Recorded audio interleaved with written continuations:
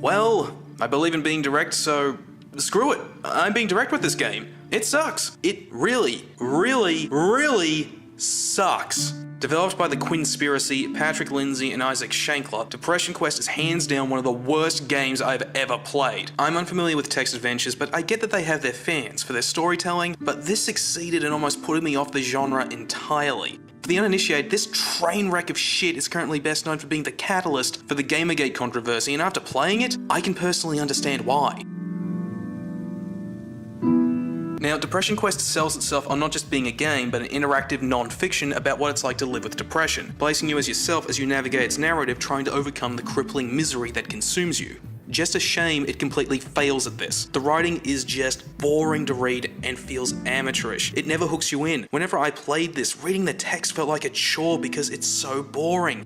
It's impossible to develop an emotional connection with the protagonist and truly understand or connect with what they're going through. I get that the game says it doesn't intend to be fun, but could it at least be engaging? And before anybody gets on me for my inexperience with text adventures, I'd like to point out that I've played and enjoyed visual novels. Now, getting back on track, why is the writing boring to read? It's simple really. Because there is no story. There's just a series of events that play out over an unspecified number of days, and only a handful of them ever really lead into another.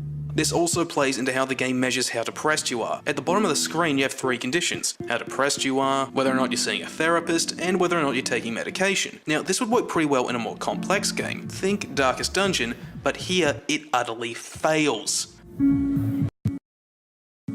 While scrolling through the text, I noticed that while playing during one passage, I was very depressed. Then I made a choice that changed my status to slightly depressed. Then I made another choice and I went back to being very depressed. There's no real sense of improvement or degradation of the protagonist's condition. Instead of having the culmination of my choices determine how depressed the protagonist becomes in the narrative, your immediate choices are what determines how depressed you are by the narrative's conclusion, making any sense of understanding depression feel unrealistic. Which reminds me.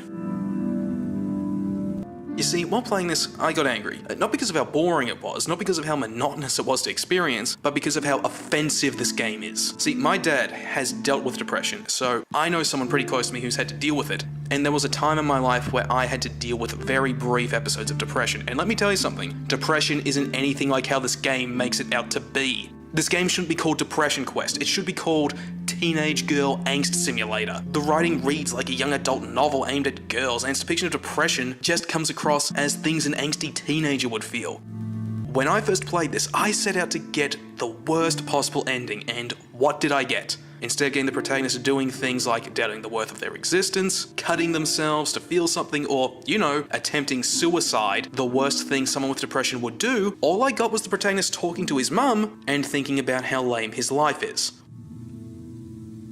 What the fuck? People with depression don't do that. If you're gonna make a game that deals with the theme of depression, including some of the worst things a depressed person will do, seems like a no-brainer. But no, instead we get a cop-out. And it's not like there are any alternative endings either. If you replay the game's 30 minutes of playtime, you get the same ending, just with the protagonist thinking differently.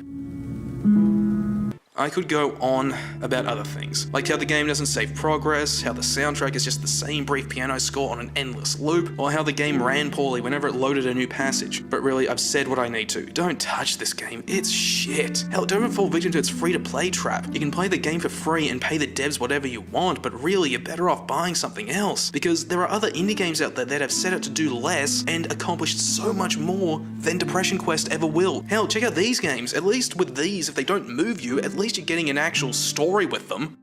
Or better yet, why not donate your money to an organization like Beyond Blue and get an understanding of depression from a reputable source?